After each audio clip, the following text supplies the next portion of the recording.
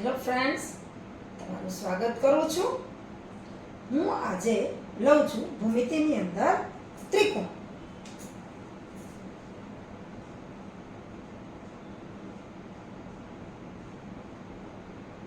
ત્રિકોણ છે એના ઉપર દાખલાઓની આકૃતિ, ત્રિકોણના પ્રકાર, ત્રિકોણ કોને કહેવાય, કેવી રીતે બને છે એના વિશે આપણે માહિતી મેળવીએ. ત્રિકોણ છે ભૂમિતિની અંદર લગભગ જ્યાં સુધી ગણિત તમે ભણો છો ત્યાં સુધી આવે છે. તો ત્રિકોણ તો તમે બધાએ જોયા જ છે. 3 ખૂણાવાળી જે આકૃતિ હોય એને ત્રિકોણ કહેવામાં આવે છે. તો આપણે એની પહેલા વ્યાખ્યા લઈએ કે 3 રેખાખંડથી બનેલ 3 રેખાખંડથી બનેલ બંધ આકૃતિને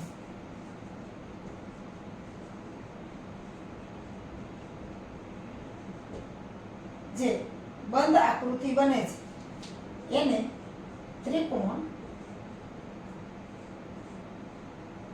કહેવાય છે. હવે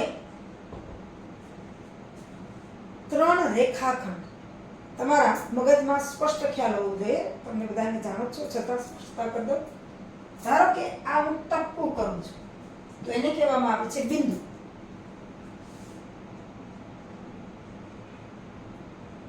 ત્યાર પછી આવી જે નિશાની હોય એટલે કે બે બાજુ લંબાવવામાં આવે છે. એટલે આ તીરની નિશાની એવી છે કે અનંત સુધી લંબાય છે. આ બાજુ પણ અનંત સુધી લંબાય છે. એને કહેવામાં આવે છે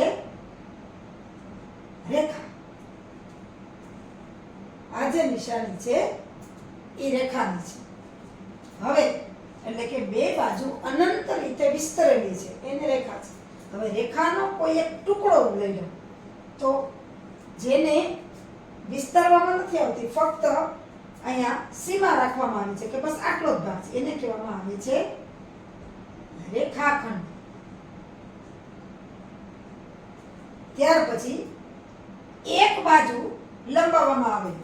એક બાજુ ઉદ્ભવ બિંદુ હોય એટલે કે બિંદુ હોય ત્યાંથી કોઈ પણ એક બાજુ લંબાવવામાં આવે, જે અનંત અંતર સુધી લંબાવવામાં આવે એને કહેવામાં આવે છે કિરણ. આ મૂળભૂત ભૂમિતિના ખ્યાલો છે. એક ટપકું જેને આપણે બિંદુ કહીએ છીએ.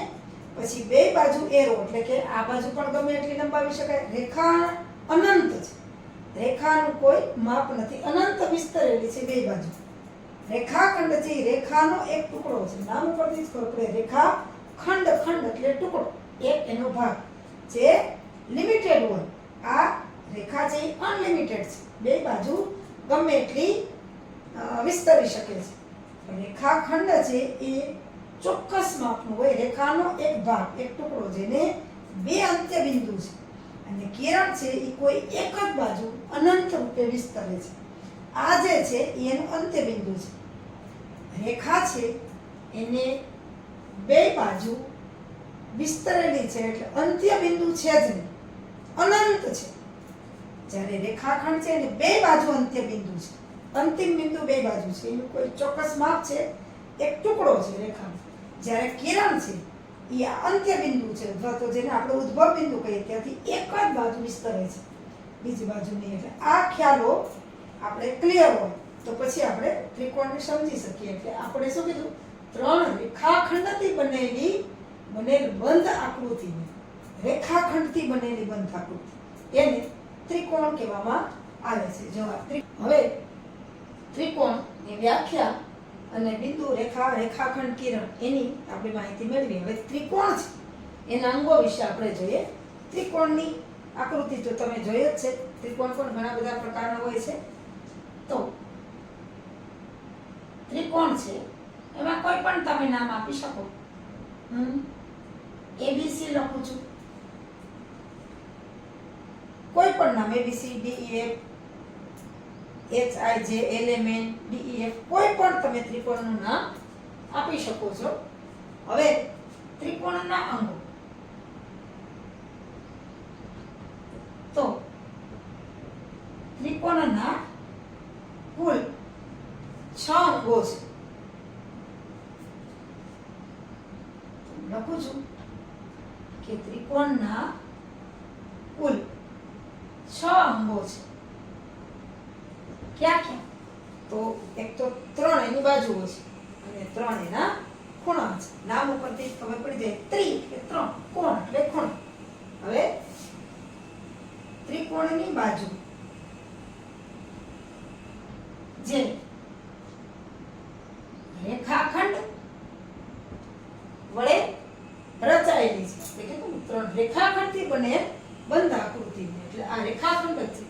કારણ કે ચોક્કસ માપ હોય છે, એટલે કે ચોક્કસ AB BC અને AC નું માપ હોય છે, એટલે રેખાખંડથી બનેલો છે. બાજુઓ છે AB, જેને આવી રીતે ઉપર લીટી એટલે કે રેખાખંડથી દર્શાવાય છે. એવી જ રીતે BC અને એવી જ રીતે AC. હવે AB રેખાખંડ કયો કે BA રેખાખંડ કયો, બે એક જ છે. BC રેખાખંડ કયો CB કયો તો પણ એક જ છે. અને AC કયો કે CA કયો તો પણ એક જ છે. એટલે કે અથવા આપણે લખી શકીએ કે આ રેખાખંડને BA અથવા CB અથવા તો CA વડે દર્શાવાય છે. આ વાત થઈ બાજુઓની. હવે બીજું લઈએ આપણે ત્રિકોણના ખૂણા. ત્રિકોણ જે છે આપણને ખબર છે કે 3 ખૂણાઓ છે, એટલે જેનું નામ ત્રિ એટલે 3, કોણ એટલે ખૂણા. 3 ખૂણા વડે બંધ આકૃતિ રચાયેલી છે એટલે ત્રિકોણ કહેવામાં આવે છે. હવે ખૂણો A, ખૂણો B, ખૂણો C. એના ખૂણા લખવાની પણ 2-3 રીત છે. જો એક તો ખૂણો A આવી રીતે કોણ કરી નિશાની કરી અને લખવામાં આવે છે. પછી ધારો કે ખૂણો B અને પછી ધારો કે ખૂણો C. ખૂણો કરી અને ABC જે ખૂણા હોય, જે તમે નામ આપ્યું એ ખૂણો લખવામાં આવે છે. ખૂણો A ને તમે બીજી રીતે લખવું હોય તો આ રીતે પણ લખી શકાય કે ખૂણો BAC, એટલે કે વચ્ચે જે આવે છે ખૂણો BAC, જે વચ્ચે આવે છે એ ખૂણો ગણાય. એવી જ રીતે ખૂણા B ને તમે લખી શકો ABC. એવી જ રીતે ખૂણા C ને તમે લખી શકો AC. વચ્ચે જે આવે છે એ ખૂણો ગણાય. BAC એટલે તો ખૂણો A, ABC એટલે ઈ જ ખૂણો B અને ACB ઈ પણ ખૂણો C. એવી જ રીતે હજી અથવા ત્રીજો ઓપ્શન છે કે જેવી રીતે BAC લખાય એવી રીતે CAB પણ લખી શકાય. એટલે કે CAB અથવા CBA અને અથવા ACB ની બદલે BCA. આ ખૂણો છે E. આ રીતે પણ લખી શકાય છે. એટલે કે BAC અને CBA એ રીતે પણ ખૂણો લખી શકાય છે. પછી BAC CAB એ રીતે પણ લખી શકાય છે. અને ABC અને CBA એ રીતે પણ ખૂણો લખી શકાય છે. જેવી રીતે ACB અને BCA એ રીતે પણ ખૂણો લખી શકાય છે. વચ્ચે જે છે એ ખૂણો આવે. જો ખૂણો A, અહીંયા પણ વચ્ચે A છે ને અહીંયા પણ વચ્ચે A છે, એટલે ખૂણો A છે, અહીંયા પણ B છે, વચ્ચે B છે, B છે એ ખૂણો B છે. C છે, વચ્ચે C છે, અહીંયા પણ ખૂણો C છે, એટલે એ ખૂણો C છે. આવી રીતના ત્રિકોણ છે, એના અંગો અને એની બાજુઓ અને ખૂણા વિશે માહિતી મેળવીએ તો એના ઉપરથી આવતા ઘણા બધા દાખલાઓ આપણે સહેલાઈથી ગણી શકીએ છીએ.